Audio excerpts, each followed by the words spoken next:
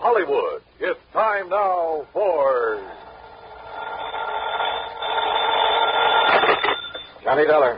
Mr. Dollar, my name is Parley Barron. I'm calling from Hollywood. Hollywood? What insurance company, Mr. Barron? None. You handle all investigations for Eastern Liability and Trust. Yeah, I guess I do. Well, I am sure that they'll be calling you in shortly. What about, sir? A little matter of embezzlement. Oh? Nearly $10,000 that's been stolen from the Berkeley Furniture Manufacturing Company there in Hartford. You're connected with Berkeley Furniture? No, actually I am not. Then what's your connection with this embezzlement? I suggest you check with Berkeley and, of course, the insurance company. Of course. When you have learned the facts from them, I am sure you will find it of the utmost importance to contact me. You sent in Hollywood? Yes. Goodbye, Mr. Dollar. Yeah, but where in Hollywood? Hello? Hello? Oh, he's a lot of help.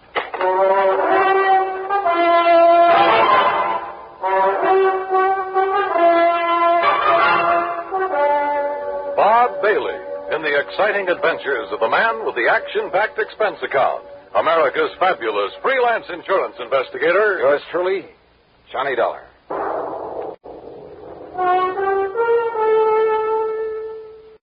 And now, Act One of yours truly, Johnny Dollar.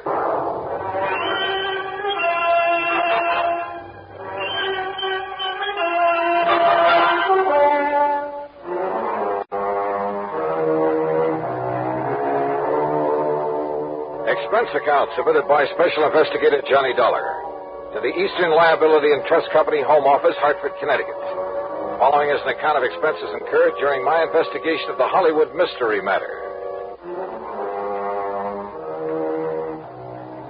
Expense account item 1, 10 cents for a phone call to Hal Speidel, who's my regular contact at Eastern Liability and Trust. Well, hi, Johnny. Nice to talk to you again. Yeah, nice to talk to you, Hal. Listen, have you received a report of loss from the Berkeley Furniture Manufacturing Company? Well, they're a client of ours, but no. What makes you ask a thing like that? A phone call I just got. They called you direct? Well, somebody did. A man by the name of Wait Polly... a second. Yes, Miss Turner. Who? Hold everything, Johnny. I'm holding. Hey, what did you say? When? We'll find out how much. Johnny. Yeah? You've got an assignment, boy, and it's Berkeley Furniture Manufacturing Company. Embezzlement? Yes. 10,000? But how you found out about it? Listen, they just found out about it themselves, so get on over there and see what goes, will you? Hal, will do.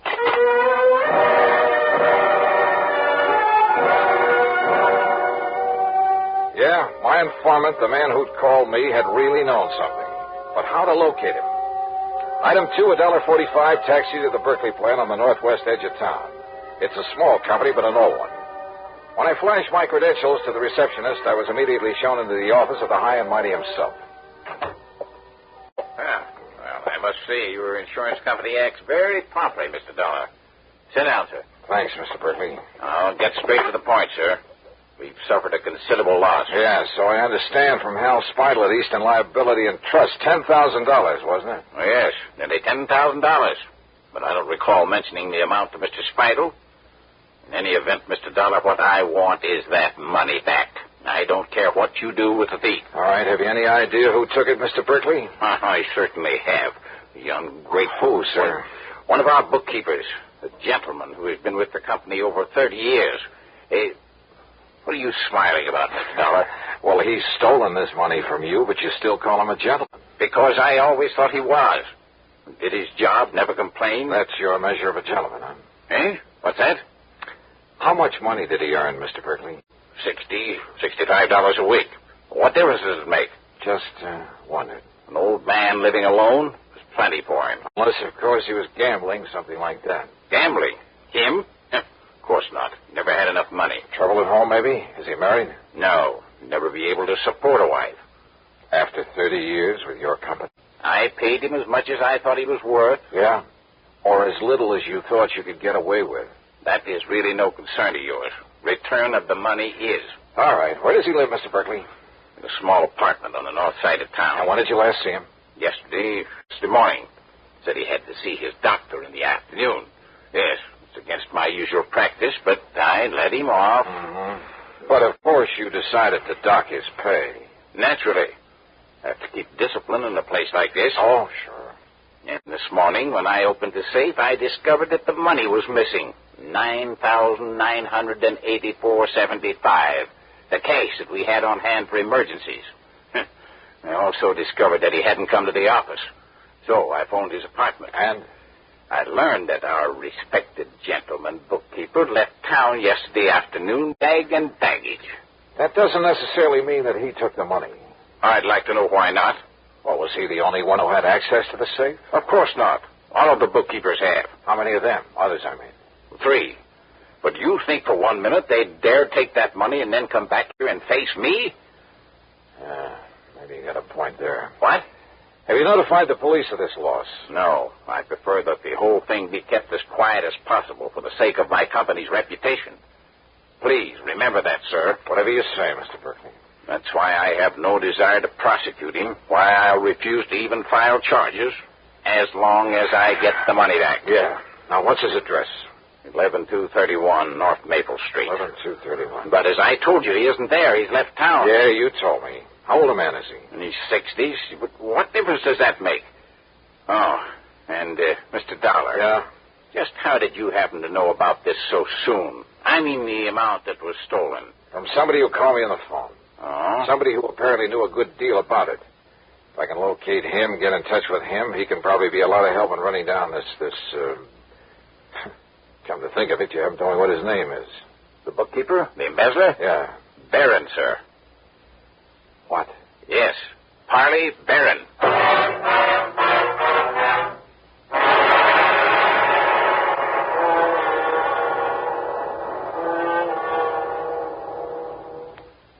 Act 2 of yours truly, Johnny Dollar, in a moment.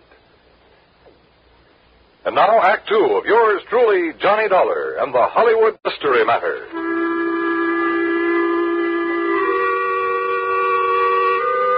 So the embezzler of the $10,000 was Parley Barron, the same man who'd called me on the phone. Apparently called me before the company even knew the money was missing. And he'd had the audacity to inform me that I should contact him. Yeah. Somewhere in Hollywood. Which is like saying the needle is somewhere in the haystack. Item 3, $250 for a taxi to the little apartment house on North Maple Street. I paid off the driver, then walked into the open foyer and looked for the usual bank of mailboxes to find out which apartment was Parley Barron's. Hey, you want me to wait for you, mister? No, that's all right, driver. You go ahead if you want to. Hey, Now, let's see. Nelson, Davis, Parrots. Oops. Excuse me, sir. That's all right. Spaulding, Pierce, Robeson. Taxi, wait a minute. Oh, here we are. Barron, apartment 103. Just a minute, young man. Are you a salesman? Oh, no. I was just looking up the apartment number of Mr. Parley Barron. Well, he ain't here, mister. You're sure? No, sir. He left here bag and baggage yesterday afternoon. Any idea where he went? No. Who are you? Cops or something? Oh, here. My credentials. Johnny Dollar Insurance Investigator. Yeah, that's right. Now, look, I want you to let me into his apartment. Well, yes, sir. Right this way. Something wrong, Mr. Dollar? Ah, just a routine investigation. No. Well, I was sure he'd done nothing wrong. Oh, how do you say that? Well, nice, quiet old man like him, why should he?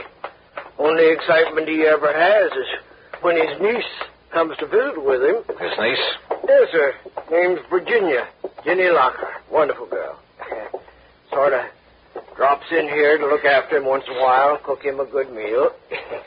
Now, here we are.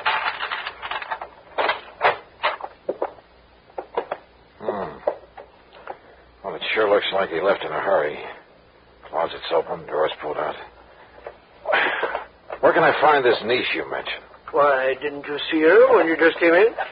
That girl who bumped into me down in the lobby, that was Jenny Lockhart? Well, must have been. Guess she dropped in for a visit with her uncle, found him gone, and then lit out again. And I didn't have sense enough to get a good look at her. Well, now, here's a picture of her, mister. Sent it to him from her vacation last winter. Vacation, huh? Blue sky and palm trees. Down in Hollywood, I understand. Is that where she's headed for now? Well, now you got me there. Yeah? What's that you picked up, mister? It's a note, I guess. Yeah, it's addressed to her. Jenny, my dear. The doctor you had me see has finally told me the truth. Is this his handwriting? Yeah, that's his, all right. He's finally told me the truth.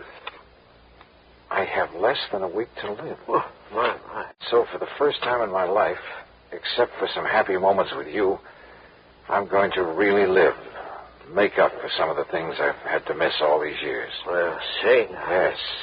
You may have some idea where I've gone, but please, dear, don't try to follow me.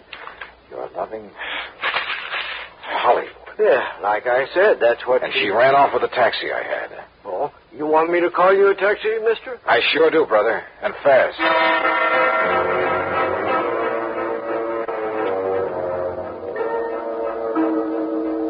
Item 4750 for a trip to the airport that should have got the cabbie locked up for life. We ran every stoplight along the way. So what happened? I got there just in time to see a plane taking off. And the man at the ticket counter politely informed me that Virginia Lockhart was among the passengers headed for New York.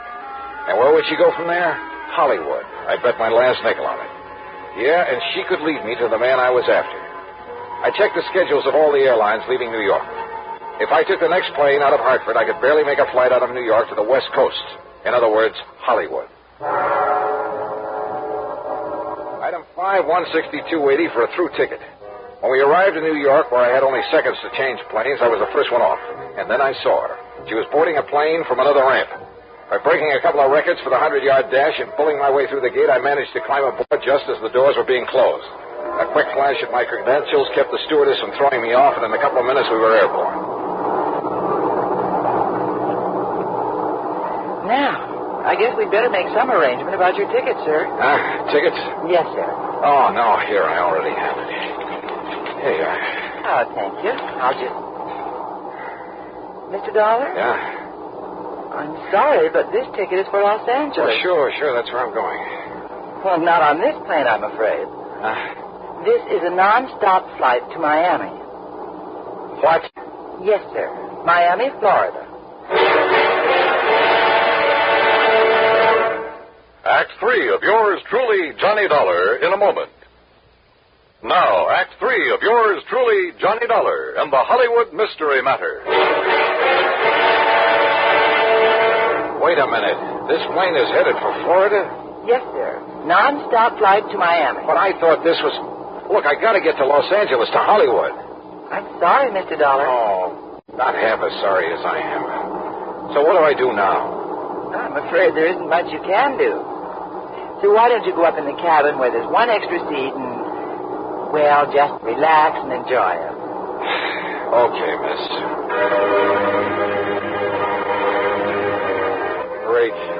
I've been so sure it was Virginia Lockhart I'd seen climb aboard this plane, that she'd lead me to her uncle in Hollywood, to wherever he was in Hollywood.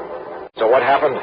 I was stuck aboard a plane to Miami. All right, I took the advice of the stewardess and walked forward into the cabin to find a seat. And for once, luck was with me. The one vacant seat in that whole plane was right next to, yeah, you guessed it, to Jenny Lockhart. But why Miami? Could she possibly know that I was on the trail of Parley Barham? Was this a trick to lead me off his trail? I decided there was only one thing to do, play it like I hadn't the least idea in the world who she was, and at the same time, see if I could learn anything from her.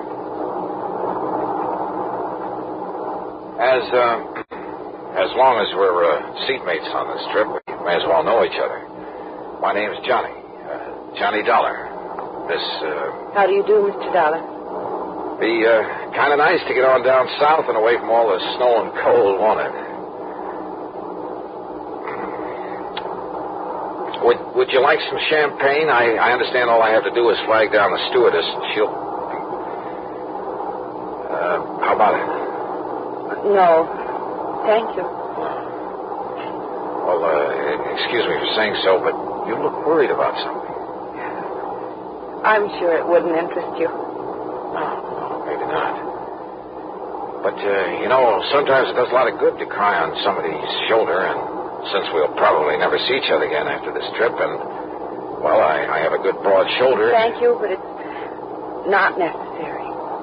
Oh, sorry, I didn't mean to.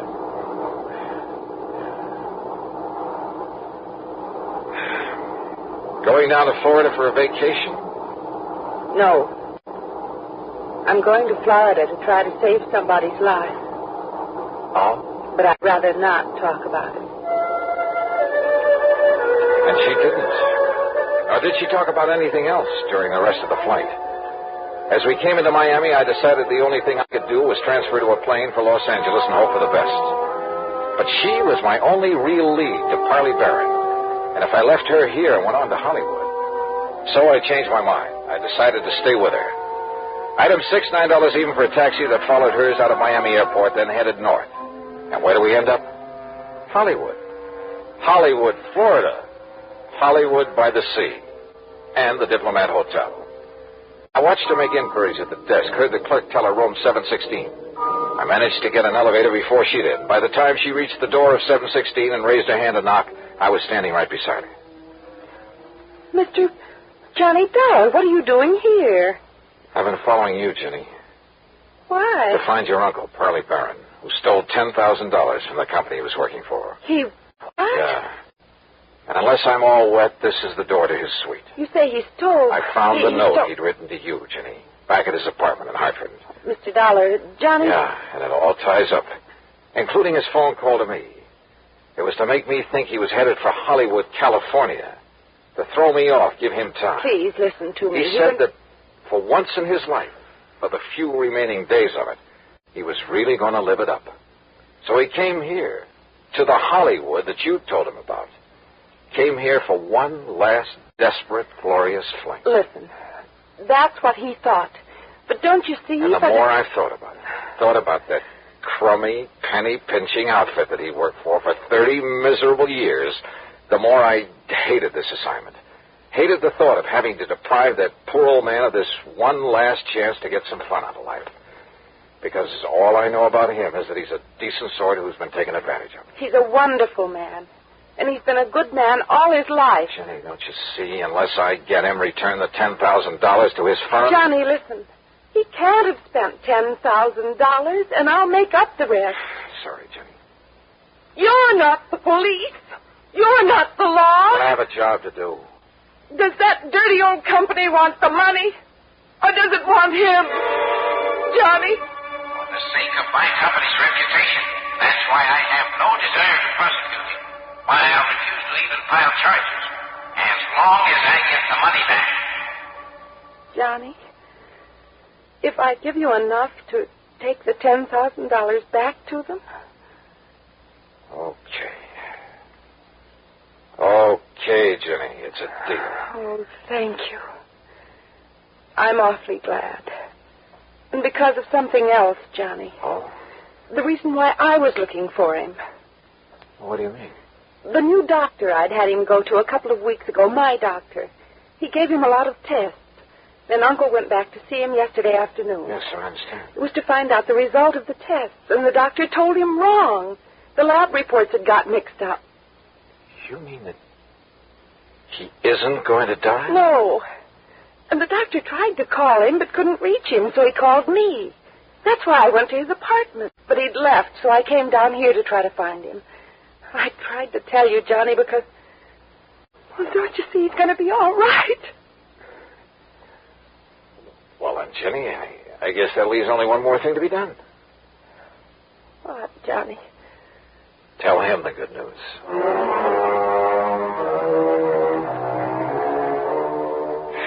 Oh, I don't know. Maybe I'm just a sucker for a good-looking girl. And maybe this makes me an accessory to the crime. But you know something? And you can blame it on the holiday season, anything you like. I don't care. Expense account total, including the trip back to Hartford. Well, a happy new year to you, too. Yours truly, Johnny Dollar.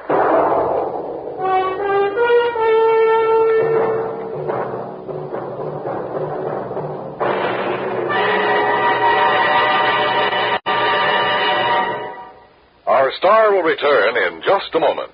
Because of another adventure in Hollywood, Florida. But that one you'll have to read about in the February issue of Harper's Bazaar. It's just out, so grab a copy, will you? Yours truly, Johnny Dollar.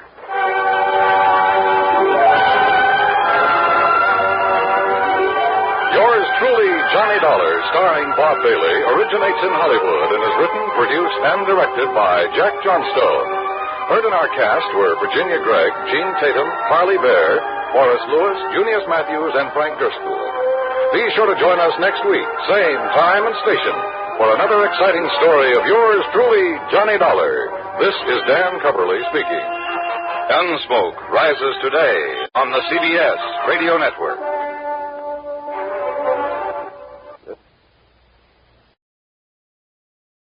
Network.